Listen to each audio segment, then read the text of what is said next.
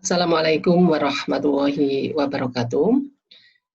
Anak-anak kelas 9, untuk pertemuan ketiga kali ini, setelah pertemuan yang kedua kemarin, telah kita bahas yaitu materi mengenai kondisi alam negara-negara di dunia yang sudah kita pelajari, yaitu benua Asia dan benua Amerika.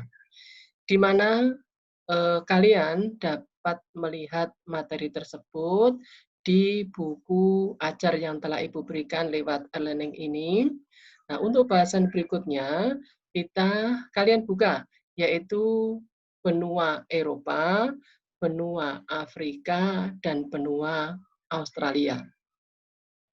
Sekarang kita bahas yang pertama, yaitu mengenai benua Eropa, di mana secara geografis bisa kalian lihat juga dalam peta yang sudah ada, benua Eropa ini berbatasan dengan Samudra Arktik di utara, sedangkan di Laut Tengah di bagian selatan, kemudian di bagian baratnya kita temui adanya Samudra Atlantik, dan kemudian di benua Eropa ini kita jumpai beberapa macam pegunungan, yaitu pegunungan Ural, Selat Dardanella, dan Laut Kaspia. Coba kalian lihat dulu wilayah-wilayah tersebut atau kenampakan-kenampakan tersebut yang ada di benua Eropa.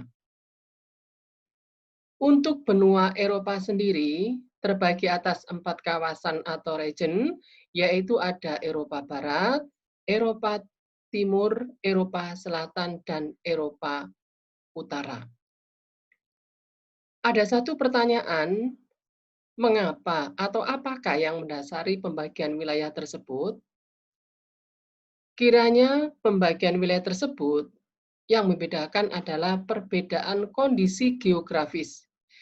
Kondisi geografis itu mencakup aspek fisik dan budaya. Kemudian kalian juga melihat adanya lembaga Uni Eropa. Coba perhatikan peta yang ada. Di situ kalian lihat beberapa hal yang bisa kalian temui apa saja yang ada di benua Eropa. Contohnya saja, ada beberapa negara yang ada di benua Eropa, yaitu misalnya salah satu contoh yang Ibu berikan, yaitu Inggris. Salah satu negara yang ada di benua Eropa, yaitu Inggris, yang mana Inggris ini lokasinya berada di kawasan Eropa Utara. Sudah kalian lihat di manakah negara Inggris itu? Kalau sudah ketemu, kan lihat batas-batasnya. Sebelah utara, yaitu berbatasan dengan Samudra Atlantik, sebelah selatan berbatasan dengan Selat Inggris, sebelah timur berbatasan dengan Laut Utara, dan berbatasan dengan Samudra Atlantik di sebelah baratnya. Di manakah ibu kota Inggris? Yaitu di London. Yang kedua sekarang, yang kita bahas yaitu iklim.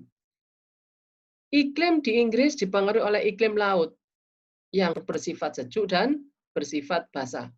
Di mana akibat dari iklim tersebut, maka Inggris ini memiliki iklim subtropis. Dengan cirinya yaitu memiliki 4 musim, musim semi, musim panas, musim gugur, dan musim dingin. Di mana di Inggris ini mengalami curah hujan sepanjang tahun. Selanjutnya anak-anak, yaitu mengenai topografi di wilayah Inggris. Sebelah utara dan barat itu berupa kawasan pegunungan. Kemudian yang selanjutnya yaitu geologi. Inggris terletak di dangkalan Eropa sehingga menjadi pulau kontinental yang berbentuk daratan. Kemudian selanjutnya adalah flora dan fauna. Flora dan fauna di Inggris antara lain yaitu adanya hutan pinus, padang rumput, dan sebagainya. Jadi itu sekilas beberapa hal atau salah satu contoh negara yang ada di benua Eropa saya ambil yaitu negara Inggris. Kalaupun ada pertanyaan akan hal-hal yang tidak kalian ketahui tentang benua Eropa, nanti silakan diberikan pertanyaan ya. Yang kedua yaitu sekarang kita bahas mengenai benua Afrika. Tentunya kalian sudah tahu apa istilah yang senantiasa diberikan untuk benua Afrika. Banyak orang yang mengatakan bahwasanya Eropa Afrika ini sering disebut dengan benua hitam. Karena apa? Karena mayoritas penduduknya mempunyai kulit berwarna hitam. Sebutan ini dulu awalnya digunakan oleh masyarakat Perancis yang dahulu banyak menjajah benua Afrika. Anak-anakku sekalian, untuk benua Afrika ini dilewati oleh garis khatulistiwa. Sehingga kalau semua negara yang dilintasi garis khatulistiwa otomatis memiliki iklim tropis. Kemudian anak yang kalian lihat di peta benua Afrika sekarang. Kalian perhatikan batas-batas dari benua Afrika. Benua Afrika berbatasan dengan Laut Tengah di utara, Samudra Hindia di bagian selatan dan timur, kemudian Samudra Atlantik di benua bagian barat. Benua Afrika ini merupakan benua terbesar ketiga setelah Asia dan Eropa. Nah, untuk gambaran selanjutnya bisa kalian lihat di peta yang ada. Kalian lihat di situ, nanti kalian cari sumber yang ada di situ dari tabel-tabel yang sudah ada di situ. Jadi, benua Afrika Utara, kalian berikan contoh 2 negara saja di situ, Afrika Utara, Afrika Tengah, Afrika Selatan, Barat, dan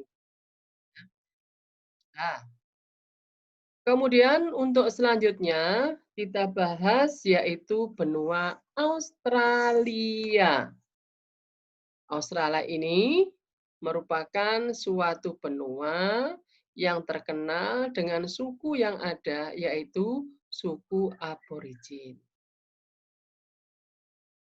Benua Australia ini merupakan suatu benua, apabila kita menjarakan benua ini maka kita gampang untuk mengingatnya. Karena apa? Terkenal dengan suku Aborigin. Kemudian adanya binatang yang memiliki ciri khas di situ, yaitu namanya kanguru. Kemudian, benua yang terletak di sebelah selatan negara kita ini merupakan suatu benua yang unik, yaitu ya, hampir sama dengan Eropa. Kalau sudah kalian perhatikan batas-batas dari wilayah Australia, perhatikan peta yang ada di situ. Sebelah utara berbatasan dengan Laut Timur, Laut Arafuru dan Selat Torres. Kemudian sebelah timur berbatasan dengan Samudra Pasifik, Laut Tasman, Laut Koral, dan sebelah selatannya berbatasan dengan Samudra Hindia. Sedangkan sebelah barat berbatasan dengan sebelah selatan dengan Samudra Hindia. Ya, sama batas sebelah barat juga berbatasan dengan Samudra Hindia. Anak-anak sekalian, untuk iklim di wilayah Australia ini, itu ada iklim tropis dan iklim subgurun dan iklim laut sedang. Jadi, ada beberapa iklim, iklim tropis, subtropis, gurun, dan iklim laut sedang. Untuk iklim tropis itu ada di Australia bagian utara, dan iklim lainnya berurutan mengikuti letak lintangnya. Selanjutnya anak-anak, untuk topografinya, bagian tengah benua Australia didominasi oleh dataran rendah, terbentang dari sebelah selatan dataran tinggi Salween sehingga Teluk Australia Besar. Di situ anak-anak memiliki danau yang unik, yaitu Danau Keitner.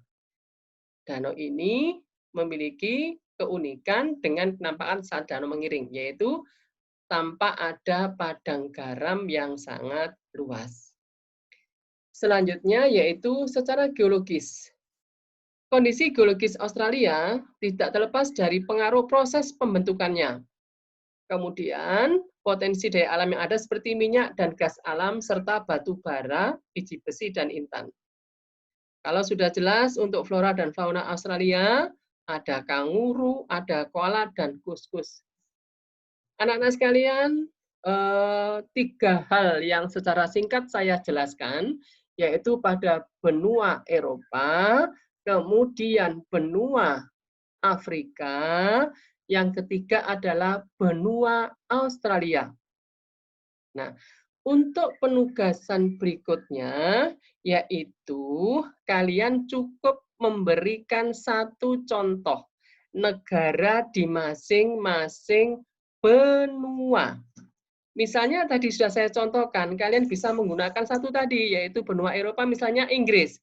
Nah, di situ nanti kamu contohkan Inggris itu lokasinya di mana, iklimnya apa, topografinya bagaimana, kemudian bagaimana geologi.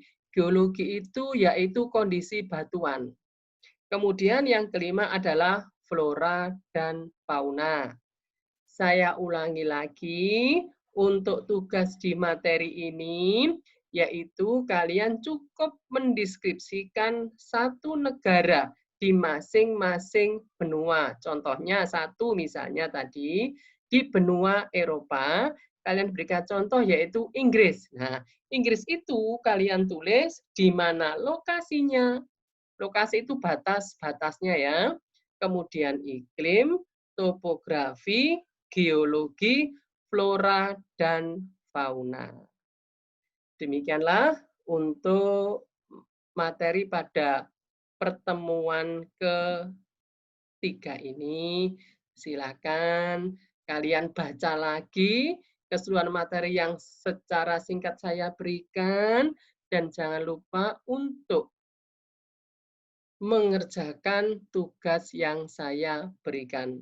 Demikian anak-anak ya, kalau ada pertanyaan yang kurang jelas, bisa kalian sampaikan juga, bisa kalian sampaikan melalui WA kelas kalian. Terima kasih.